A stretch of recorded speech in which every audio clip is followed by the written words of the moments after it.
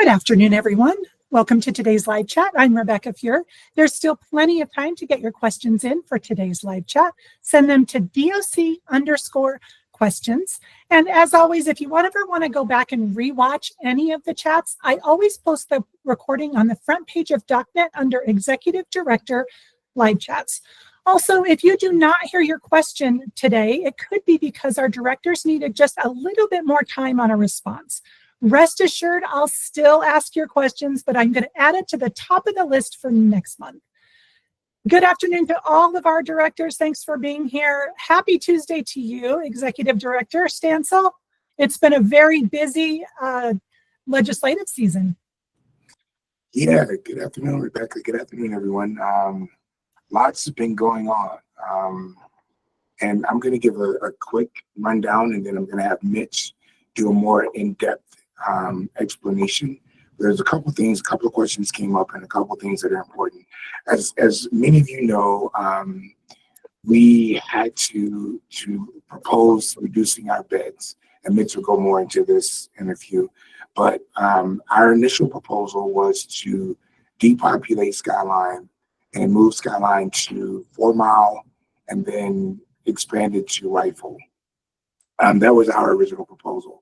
Well, during the hearing, the analysts threw out closing Rifle on the bike, which was a surprise to all of us because that wasn't a conversation that we had, nor was it a thought that we were thinking about. So we kicked into gear and started working on that. Went out to Rifle, spoke to Rifle about the potential, and did a Q&A session with them.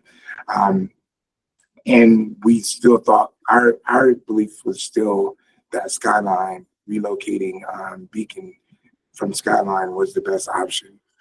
Well, as the conversation progressed late into the game, we heard that there's a potential that Delta was going to be put on the table for closure.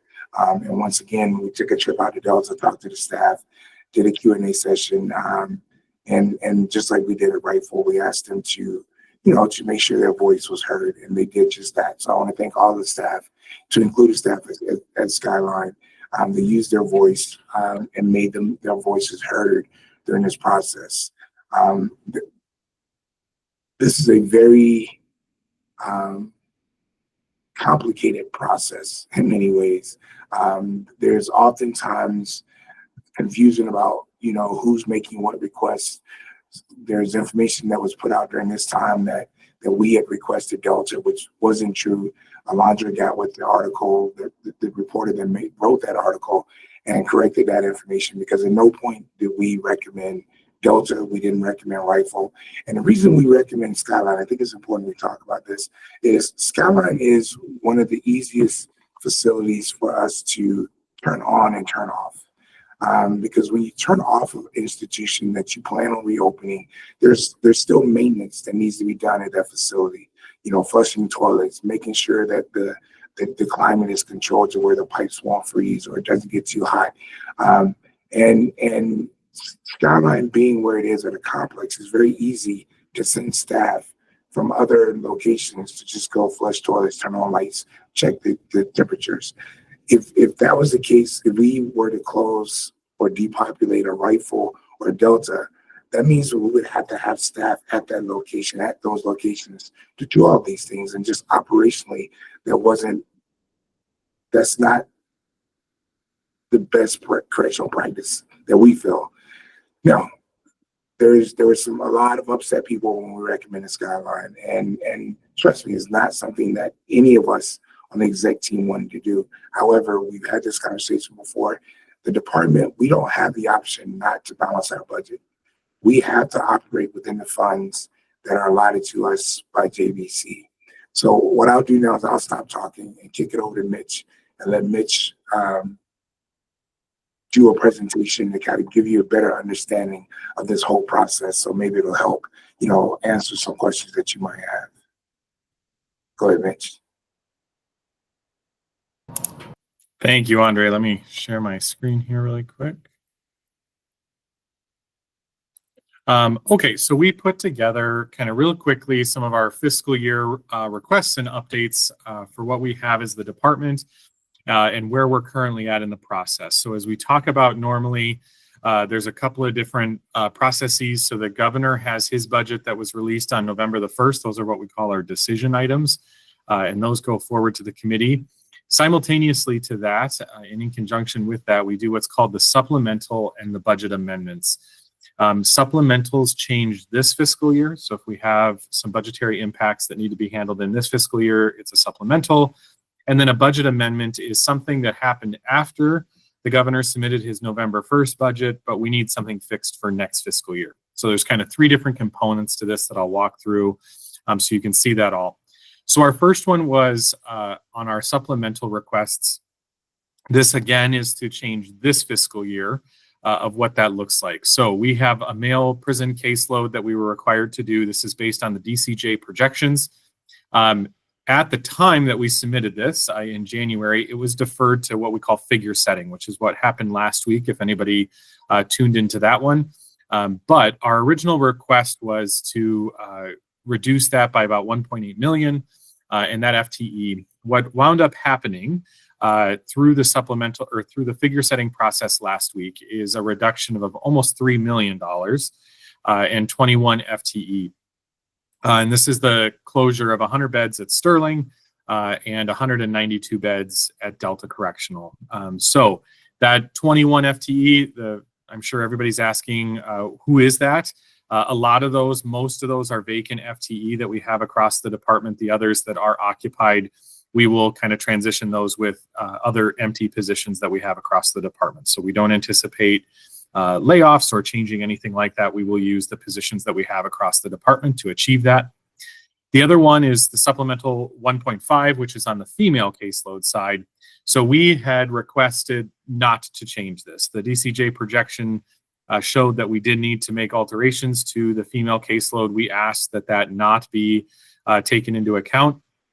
JBC disagreed with us on that, so they are doing a reduction of 1.5 million and 14.3 FTE for this year.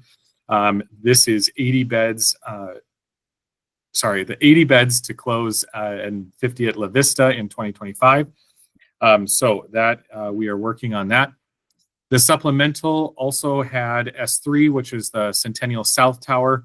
We asked for the Centennial South Tower to be opened at a cost of $4.5 million, and this is to accommodate the Sterling Door Lock Control Project. The Sterling Door Lock Control Project is of great importance to the department. We want to make sure that that is safe and it is taken care of as quickly as possible up in Sterling. And in order to do that, we have to find places for those inmates that are currently in Sterling. And our solution was for the C Tower. I will come back to this one a little bit later because this popped its head up in a couple of different places. Hey, Mitch, yes. I don't mean to interrupt you, but your screen is completely green on their side, so they can't see your presentation. We can, but the live stream folks cannot. So, so I just wanted to share that with you. I apologize that we're having a little bit of technical difficulties, but please continue. I apologize for interrupting you, but please continue. Okay. I don't know why that is, but okay. So then the other supplemental was what we called the containing of inmate growth phone calls. So what we had asked for from the JBC was that this year inmate phone calls are covered by the department and by the state at 35%. Next year it was to go to 100%. And we asked for that to go to 50% next year as an alternative, as a cost saving measure for the department. So we did that. And then there was one other one, which was a reduction to our utilities roll forward, or our utilities cost, and being able to reduce some costs there and be able to do offsets. So then our decision items. So these are the ones that the department put forward. We do these in July of last year. They made it into the governor's budget for November the 1st. They are still making their way through the legislative process, but kind of an update where we're at on those. So R3, which was our replacement of our pharmacy system, that one is going back to JTC. So that came out of JBC and goes back to JTC, which is the Joint Technology Committee, and working on that. We had one for expansion of the restorative justice program. So this would have been 2 additional FTE and some funds to be able to do that. JBC denied our request for restorative justice. We then had inmate legal access. The inmate access was to do Chromebooks and some hardware, as well as some FTE, to be able to continue the inmate legal access services across the department. JBC partially funded that. They gave us the money for Chromebooks and some other items that we can put in across the department to make that easier, but not the FTE that goes with that. The next was R6, which is recruitment and retention. This was about $650,000 that we had requested. This is to keep our recruitment efforts going. So the team that we have in HR that is doing recruitment and retention efforts, and that looks like job fairs and advertising, all the great things that HR is doing to bring more employees into the department. They partially funded that. So again, we asked for about 650. They gave us about 350,000 to do that. We then, in R7, requested broadband expansion. So as many of you know, we have 4 facilities that are currently online, or 5, sorry, that are currently online with broadband. And we were requesting funding for the rest of the other 7 facilities that had not been funded yet. JBC came back and adjusted that to a smaller amount, and then they voted to deny that. And then they voted to defer it. So currently that is in what we call a deferred motion. That will be at our comebacks, which are on Thursday of this week. Those are coming up here in a couple of days. And our comeback is that they give us funding for 1 more facility, just shy of $850,000 to bring Territorial on with broadband services. And then in the future, we'll go back for the rest of the facilities. So that's kind of our compromise there. There was R8, which is a reduction to our overtime that we have in the department. So this is a reduction of $2 million per year for overtime. We are trending about $2 million under. So that was an offset that was provided forward. There was also a reduction to the parole insurance payments of about $500,000. This is a fund that was set up in the parole budget to help inmates as they transition out. Because of some other programs, both federally and statewide, this fund is underutilized. So we volunteered that as a cost offset. And then reduction to our inmate VR program of about $500,000 as an offset. So that is our decision items. Then we go into our budget amendments. And again, those are ones that were submitted in January for next fiscal year. So these are things we didn't know about, but now we do, and we need to make adjustments to next year's budget for that. The first one is our prison mail caseload. So our original request was just over $4 million to be able to do that. JBC partially funded that at about $3.9 million. And again, that is a closure of 100 beds in Sterling. That is a unit that is already closed at Sterling, and we will keep it closed, in 192 beds in Delta. The female bed reduction is what was in the supplemental that it is carried forward into next year. We then had a medical caseload adjustment. This is based on just the number of inmates that we have across the department. We will see a net increase of about just shy of $4 million for medical caseload into next year. We also then did a budget adjustment for the Pueblo campus food service. So many of you know, on the Pueblo campus, we actually work with SimHip and have a contract with the department, or Colorado Department of Human Services for our food service. So this is to help pay for that contract. They did accept, they have not accepted yet. It is tabled till comebacks, which is on Thursday of this week again, on inmate phones. So again, it is supposed to move to 100% next year, and we as the department are asking it to move to 50%, again, to kind of contain costs and be able to spread the money a little bit differently across the department. And then our BA5 is ongoing funding. We were given some additional funding last year and this year for the training academy because our classes are much larger. Again, we're doing a great job of hiring up and being able to get people through that. And we want to make sure that we have that money into the future so that we can continue those class sizes and continue that progress forward. We had some technical adjustments. Technical adjustments are technical. I don't know what else to say.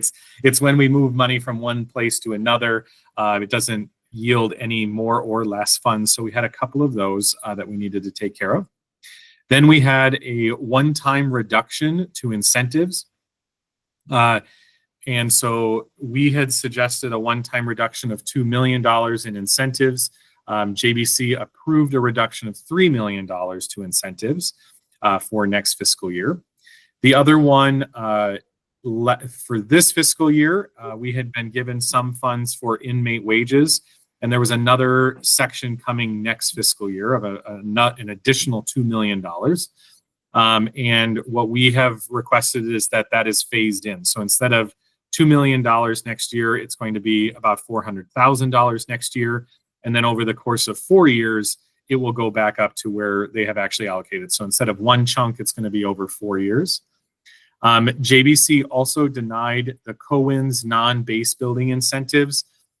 These were the incentives that were for 24-hour facilities for certain classifications. We've had those. This was the second year that we have those, and they were submitted for next year as well, and those were denied. And then we had one called the clinical incentive that we have this year. We had asked for that to be called amortized, which is a fancy term to spread the money between this year and next year, and JBC denied that as well.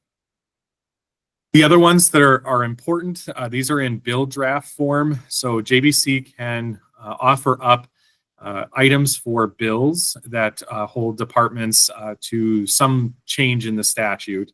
There are two suggested for DOC at this time. So one is initiated on statutory reporting that we would need to do to JBC. They are drafting that bill, like I said, so it needs to come out of JBC. It will still go to the legislature for approval, and the governor will have to sign that. The first one requires us to do some reporting on our monthly population, inmate levels of security, as well as documenting when we move 20 or more inmates at one time between security levels. So that is one. And then the second one is more of a technical piece on the back end. It is what they call a strike through of a 5-year sentencing statute. And what this one does is when we get a bill from the legislature, we have to create what's called a fiscal note. Those fiscal notes are how much will that law change affect the budget for DOC. And so what this is doing is changing some of the ways that we have to write those and the prison population calculations that we use going further out into 5 years instead of 2 years. So it's kind of a minor thing. It won't change a ton of anybody's daily life, honestly. So that one is being sent forward as well. That is a lot of information that I just strolled through on a very, very quick timeline. If people have questions, please make sure you reach out, and we're happy to answer those questions. I know the legislative process can be burdensome and confusing on many days for everyone. So if you have anything, please let us know. So, Thank you so much. Yeah. Just real quick before we get into questions. So I echo what Mitch said. There was a lot of information, and the more you hear it, the little more you understand it. But here's the gist of where we are. The state of Colorado is in a very tight budget year. And it's forecasted to be in a tight budget year next year as well. All departments, not just the Colorado Department of Corrections, but all state departments are being asked to find ways to reduce their budgets. Depending upon what conversation you hear, I've heard from as low as $500 million to as high as $1 billion that we have to find as a state to offset the budget issues that we're going through. These are going to be tough times. And in tough times, no different than your own home budget, there's going to be tough decisions made. And part of making those decisions is going to require us as a department to look at how we do things, look at the ways that we do things. You guys have heard me talk before about looking at everything through 3 buckets. statutorily requires, how correctional practice or safety issues, or what are we doing just because we've always done it? Well, the budget is magnifying that need even more. So we're having to go and look at a lot of processes, and we're doing cleanups in those processes. Like one of the things that we just did was we did a 2-day meeting where we identified what the true bed capacity is for the Colorado Department of Corrections. Prior to that, that number fluctuated between who you would ask. If you would ask, the budget team, they would have one number. If you ask prison ops, they would have one number. But as a department whose primary responsibility is accountability, knowing how many beds we have is super important. Knowing where those beds are, knowing what types of beds, whether they're program beds, whether they're RH beds, we need to be able, when asked, to be able to give that information readily. It shouldn't be an exercise every time we get asked that question. That is something, the bed capacity is something that shouldn't change. So we just went through that exercise. We also went through the exercise of knowing exactly, trying to figure out our exact FTE. How many staff do we have? How many are we budgeted for? There's a term that oftentimes is used called unfunded positions. My team is tired of hearing me talk about this, but there's really no such thing as an unfunded position, because whether the JBC gave us money for that position, or we're paying for that position out of vacancy savings, or paying for it from some other location in the budget, that is still a funded position that we're paying for. So we're tightening up our use of unfunded positions. So I'm saying all this to say that the part of it is voluntary. We're going through looking at why we do things the way we do it. But the other part is no different than any other budget that you will manage, whether it's your home budget, whether it's a business budget, and now for the department, we have to be good stewards of taxpaying dollars, because the taxpayers are the ones that we get this money from. They expect us to use the money appropriately. And now with the state going through the challenges that it's going through in the budget arena, they're expecting us to do our part to pitch in to make up for the budget deficit. So it's tough times. None of us are enjoying them. There's, like I said, some very tough decisions that we're having to make as the exec team. Any opportunity we can give to give everyone to use their voice and help us through the way, and make suggestions on how we can tighten up our budget, they're welcome. But I would encourage everyone to take time to try to learn this budget process, because that way when you're making these suggestions, they're better informed suggestions. So I just want to throw that out there, Rebecca, before we start in the questions. Let's get this first one for you. Is there any consideration of closing the private prison and reopening them as DOC facilities?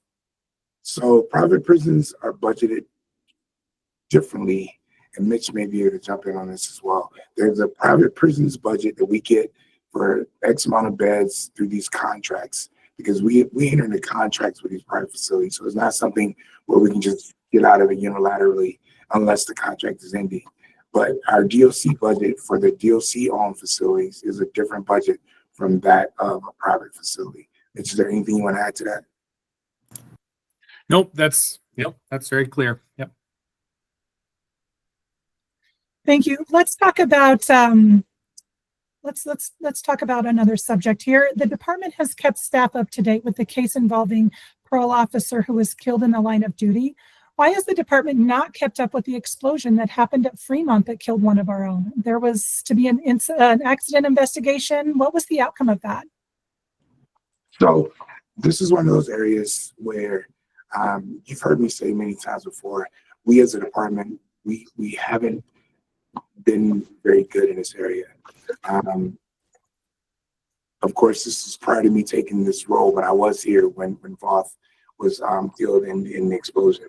I do know there was an after action report and investigation done. I wasn't in this seat at the time, so I don't know where that report went or who that report was distributed to.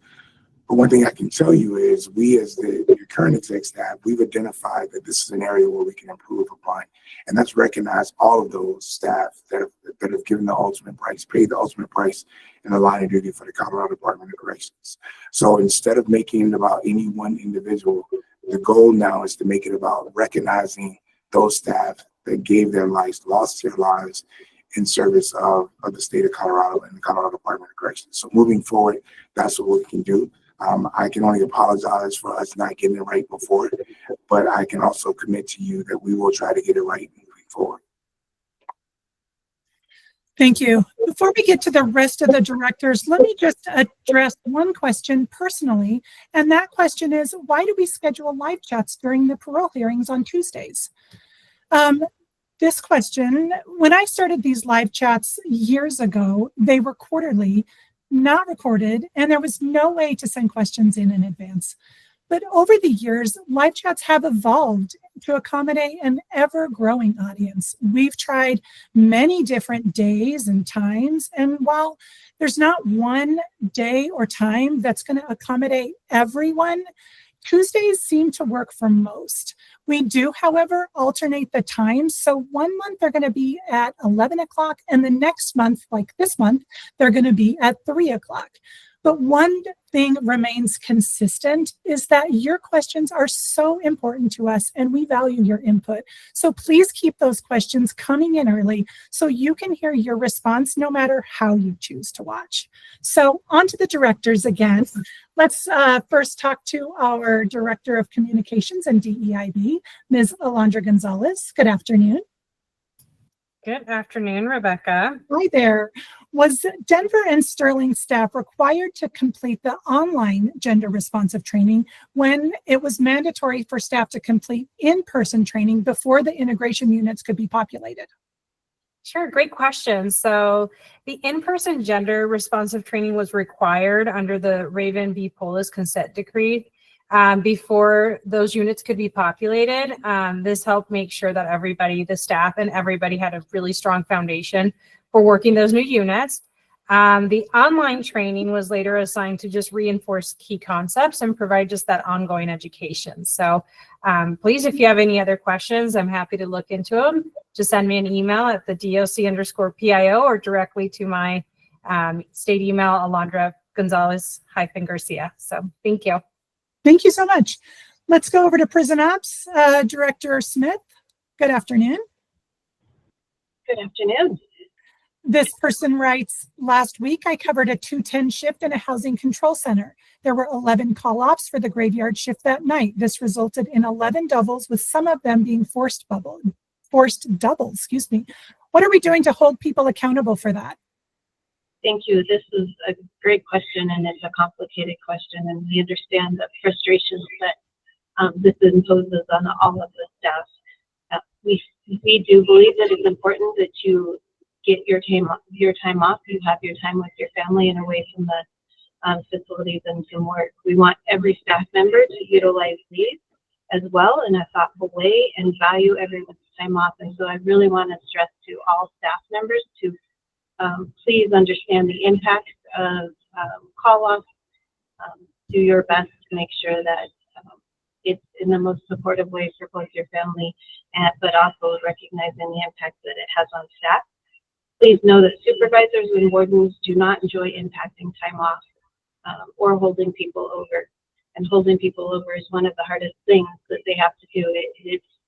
It at no time does anybody get enjoyment out of trying to figure out how to hold staff and impact the family. We understand that when some people abuse their leave, this creates additional frustrations within the facilities that also impacts overall morale. And those who utilize leave appropriate, it does feel disrespectful to those that are having to cover. And so again, we just really want to stress the importance of respecting your peers in consideration. Supervisors do not interfere with staff utilization of their available leave as it is defined in policy, which is Administrative Regulation 100-37. That outlines the policy. And it does describe how utilization in cases where abuse of leave is suspected. So please familiarize yourself with for the most part, we just want to stress that nobody wants to hold staff over for doubles, and the impact of everybody's decisions really should be taken into consideration at all times. Thank you. Now that DOC is providing privacy screens in the offenders' rooms, will there be an implementation of an AR that will provide protection for staff should a PREA, offender assault, or tattooing incident occur? So we are working through processes and updating ARs, and we appreciate you bringing the concern. Privacy screens and how they will be used is new. There are a lot of things that we're going to have to work through as we work to implement these privacy screens. We are actively working with wardens at this time to process what this is going to look like for all facilities. And what we encourage most is that staff observation is the most important. I welcome any recommendations that you have as we work through this process is also welcomed. But ultimately, the expectation is that we still need to maintain safe living and working environments, and that there are most likely some posted operational rules and regulations that we will need to update. But to your point, we agree that there cannot be privacy 24/7 within a correctional facility, that it does interfere with the visual verifications required for safety. And as we work through this process, we just recommend or ask that you make any recommended changes or give ideas to what this process should look like in the future. Thank you, Director. Let's go to our Inspector General, Danny Lake. Good afternoon. Good afternoon, Rebecca. Can you hear me? Yep, I can. Are we now signing a consent to strip search without probable cause? If so, what's the process? Who will be doing the strip searches? Where will they be conducted? And what policy or statute change led to this decision? I want to thank the person for bringing this question to our attention, because had they not did that, we would not know of this. But the consent to search form on DocNet is being removed and reviewed. The form was not reviewed by OIG prior to being placed on DocNet. Thank you again for bringing this to our attention, and we will correct it and remove that wording. Thank you. Thank you. We get this question a few times on the live chat here. Can you talk about it again? Can you share some information about efforts being made to slow the introduction of substances into the facility? Yes, thank you. OIG investigators conduct statewide staff and offender visiting interdictions. When information is received based on investigations or requested by the facility when needed, or if staff reports something as well that give us concern, we will do interdictions at any point in time, and investigators have that authority to do them when requested and needed. Thank you so much. Director Monday from Clinical Services is here to talk to us about a couple of questions here. I did combine 3 of these questions into one question in the effort to control time here. Is there any way that the Nurse 3 call reimbursement is going to change? Maybe should we consider overtime for them? Thank you, Rebecca. So the Nurse 3 position is a non-covered position based on its classification. So it is not overtime eligible, nor is the on-call pay negotiable. One thing that there were several questions wrapped up in one, as you mentioned. And one thing that it did bring to my attention was whenever a Nurse 3 picks up a nursing shift outside of the regular work week, what the pay for that looks like. So with some support of my team, I was able to dig up a memo from 2016, which is a long time ago. That's almost 10 years ago, where the original pay was established for Nurse 3s to pick up an extra shift. So we are going to start evaluating that and see if there is some flexibility with that piece. I want to do a plug too for DOC Solutions. So we do have a specific piece in DOC Solutions for clinical proposals. So for example, this specific question was brought to my attention, and without this individual asking it, it wouldn't have come across my table. So I really encourage individuals at the facility level that are experiencing things day to day that I might not see to submit proposals there and give me solutions to the problems that they're facing, because we can look at it at a higher level and potentially make changes. And I'm going to say that for all the questions that came through today. I think there's a lot of things that could be brought up to my level that I might not be seeing without you all at the ground floor telling me about it. Yeah, that link is right on the front page of DocNet. So thank you for bringing that up. It is just right front and center there. So thank you. Are you exploring the use of AI technologies to enhance patient care and improve health outcomes and processes? So currently we haven't been looking at AI as a solution for client care within the clinical division. As you can imagine, it's pretty complicated with security pieces within a correctional setting and being a state entity. However, we also know that AI is the future. So currently we're not looking at it, but I'm sure that will be something that we start looking at in the future. Thank you. Is clinical discussing necessary infrastructure improvements to ensure accurate billing for the Medicaid waiver application? Yes, definitely. So DOC is meeting with HCPF every week to talk about how we can implement the 1115 waiver. And I don't know who this individual is, but they probably know how complicated this process is. We are supposed to go live this summer, but we are actively having these conversations to make sure that we're ready.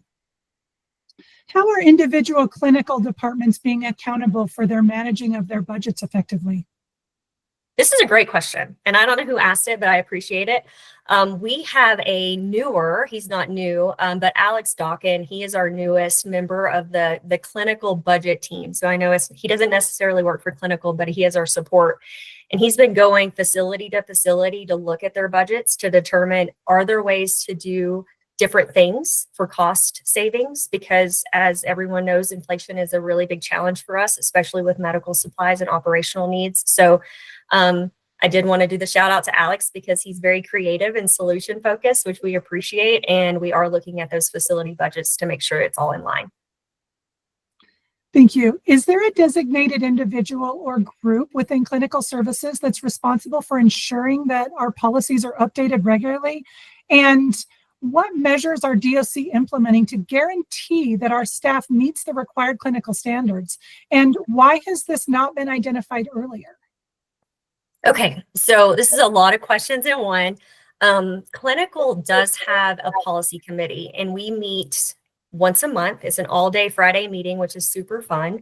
But we have lots of different leadership in those meetings, as well as SMEs that are specific to the clinical standard or the AR. So we are aware that there is some outdated policies and clinical standards within the system. And mostly that came about from a deficit in making this a priority during COVID. So we are trying to come back to it. There have also been some pretty big priorities that have trumped the other policies or clinical standards that we were going to review during policy committee. So things like the consent decree, that was a really big policy and clinical standard that we had to review. And a lot of different people were involved in that. So it kept coming back to the forefront. So another example is Hep C, the community standard of care changed this summer. So that became a priority. So we are working diligently to get these standards up to date. And one thing I know within clinical, it is a challenge to think about our clinical standards guiding the clinical care that we provide. But one thing you can always go back to is whatever your licensure is, the Department of Regulatory Agencies, which is DORA, they are the ones that determine what your scope of practice is. So make sure that you're going by your scope of practice and you should be good. Thank you. How about this question? Considering the recent trend of voluntary demotions and resignations within clinical services, particularly among HSAs and RN3s, is leadership actively assessing the reasons behind the loss of these valued staff members? Yes, we absolutely are. And I want to say that the Nurse 3 and the HSA are two of the hardest jobs to do in this department. They're incredibly challenging. There's a lot of responsibility and there's very limited resources. And we all know that. I know from the beginning of this live chat, we've been talking a lot about budgetary restrictions, and resources within clinical is a restriction in general. So I know that that can be one of the biggest challenges for these positions because there's a lot of responsibility. The clinical leadership has been trying to determine ways to help with that. One is a nursing realignment at certain facilities, also trying to realign behavioral health so there's more support and structure within the supervisory categories of that piece. It would be really great if we are able to move forward with our pharmacy software. I think that will help with some of the administrative burden that comes along with data entry. So there are things that we are doing with the resources that we have. This individual, it seems like, has a very specific thing that they're referencing with this question. And I know I don't want anybody to feel uncomfortable reaching out to me directly, but if they do have any feedback specifically about a situation that they're experiencing, I would be receptive to hearing that. Thank you. This question did not have a lot of context, so if you can't answer it, that's okay. This question says, in clinical services, why can we promote at the same facility but not demote if we have an open position? So this is not a rule or a policy. So like you said, Rebecca, I do think that this is specific to an individual. So there might be a circumstance that you wouldn't be able to demote within the facility that you're working at, but that's not policy. So I would need to know more about this situation. Yeah, if this person wants to send in some additional context to this question, I'm happy to put it on for next month, and we can answer it again next month. So thank you for that. We have been repeatedly informed that additional positions, such as RN1 roles, cannot be added to facility org charts. However, we're observing the creation of new positions at headquarters within the clinical division. Can you please clarify the funding source for these positions?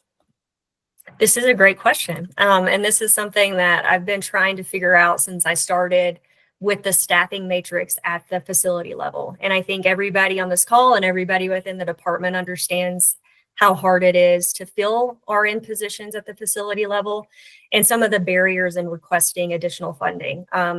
So the piece specifically around headquarters is they weren't created with other positions. Well, they were created with other positions. For example, we consolidated our chief of behavioral health position with our chief of community behavioral health position into one position, which is the chief of behavioral health. So they oversee all of behavioral health. And in doing so, we were able to create an administrator 6 position, or a health professional 6 position, which is now overseeing our community behavioral health. So that's how that position was created. The second, we have a psychologist administrator that's now reporting at headquarters. That was several months ago, but we were able to create that through a psych candidate vacancy. So that was one of the other ones. And the last position that I'm assuming this person is referencing is the shift from an assistant director to the deputy director position within clinical. And this was through a review of the current roles and responsibility of that position, and then reallocating it to what made more sense for the roles and responsibilities. So that wasn't a new position either. And I don't want to discredit this question around the RN specifically. It's just we're challenged right now with requesting more RNs when we can't fill the RN vacancies that we have. But as a department, we are looking at positions in totality to see how we can reevaluate that. Thank you so much. Appreciate you being in the hot seat here. Let's talk to our Director of Business Innovations, Eddie Cayley. Good afternoon. Hey there. Hi. Just one question for you as it pertains to clinical, and then we'll move on to CTA and human resources. What is the current status of the update to enhancing our EHR system within clinical? So that's a really good question. There are tickets and enhancements currently in progress to continue to improve our EHR system, but these are generally minor changes and data fixes to enhance user productivity. Right now, there are no plans in the works to completely change the software or change EHR vendors at this time. Thank you. We have our Associate Director of Training, Dave Lindsay. Good afternoon. Hi there, Rebecca. Hi.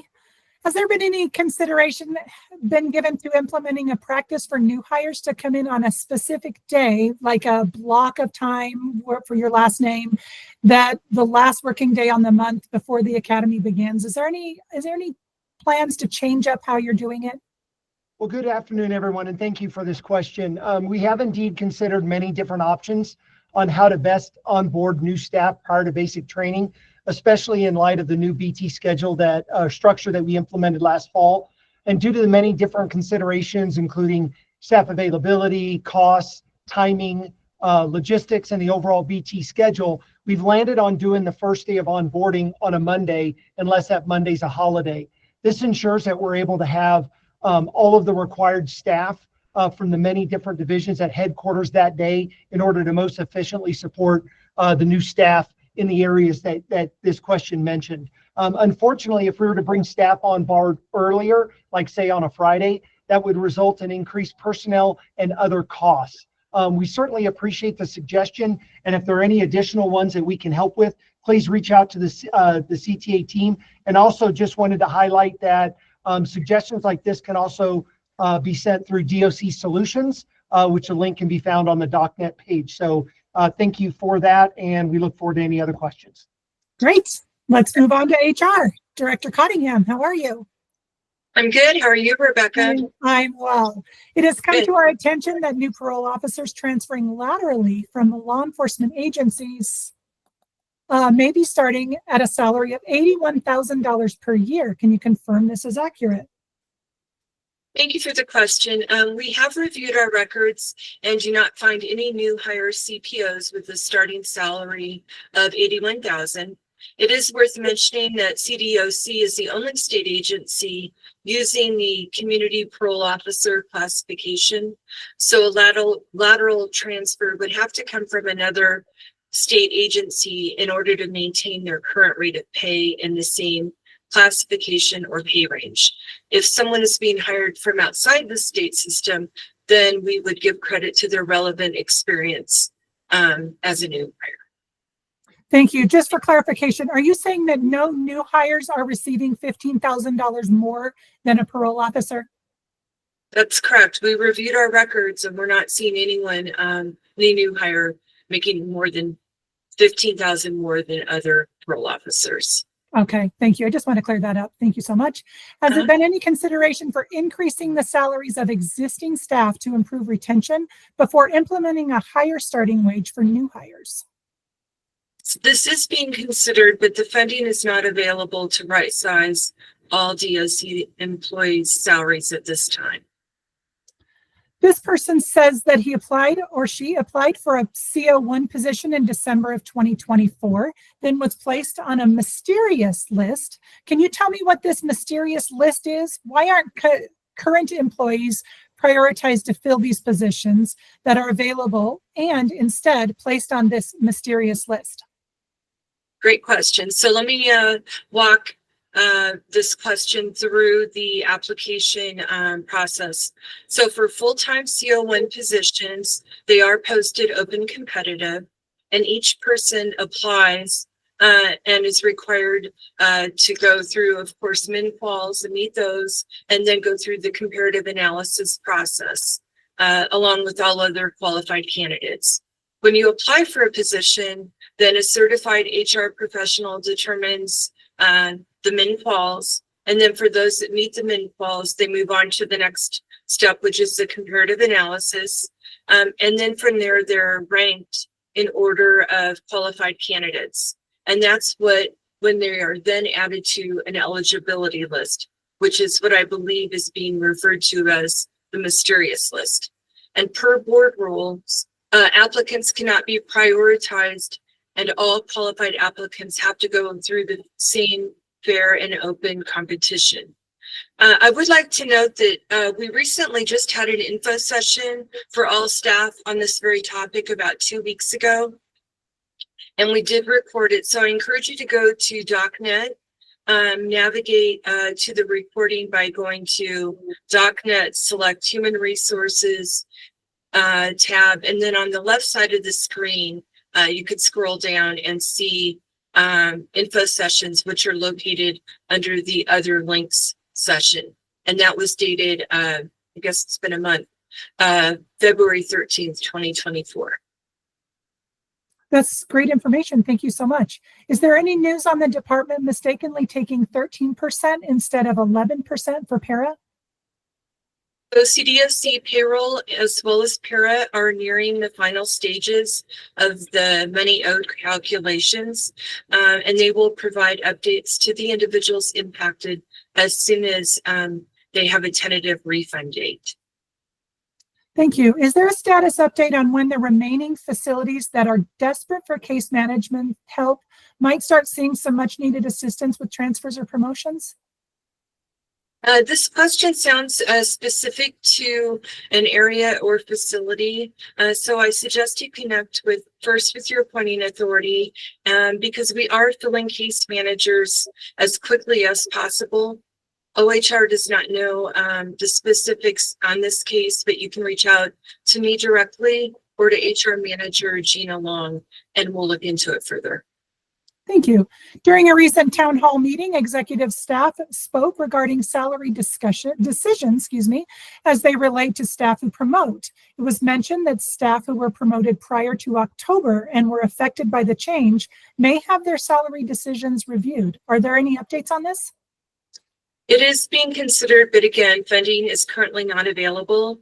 If it becomes available, we'll we'll reach out to staff and ask for an updated application and go from there.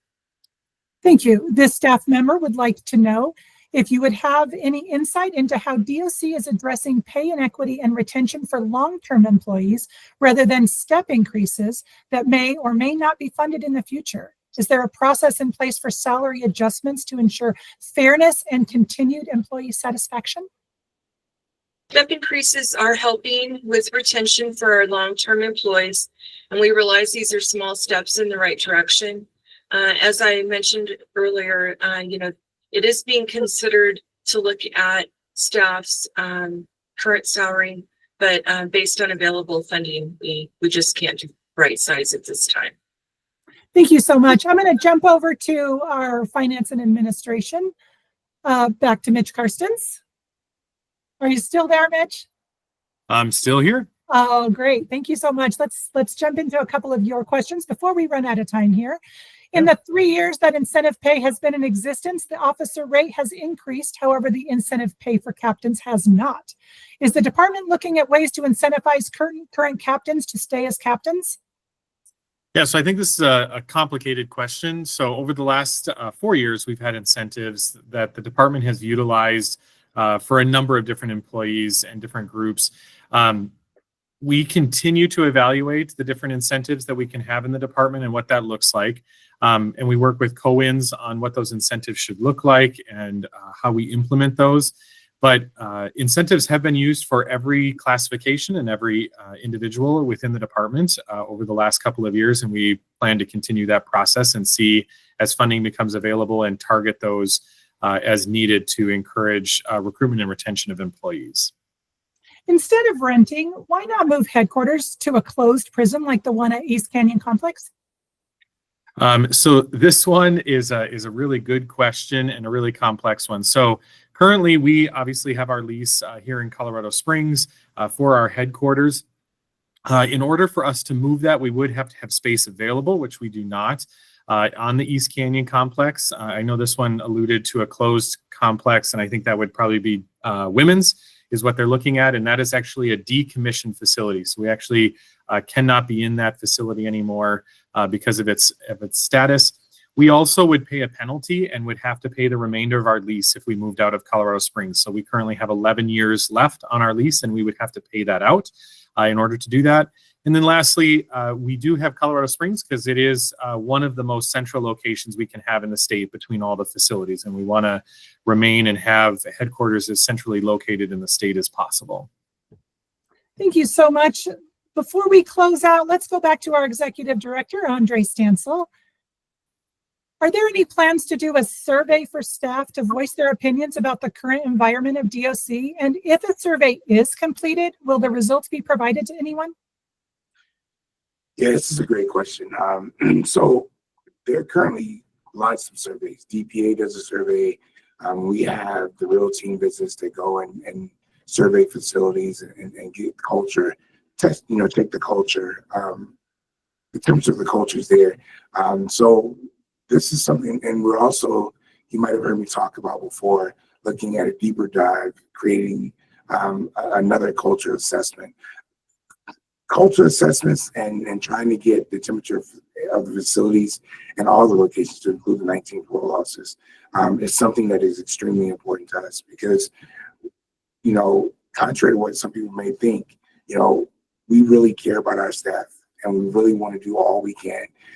We know that with this tough budget that we're in right now, it can't all be about money. And we've also learned that even prior to the tough budget issues we're in now, when we were doing the incentives, that still didn't satisfy a population of the workforce. So we're looking at every way that we can to improve the work environment, be it through financial, be it through just looking for different ways to improve the culture, be it through continuing to give everyone a voice and encouraging everyone to use that voice. And I really appreciate all of those that use their voice to bring these questions in.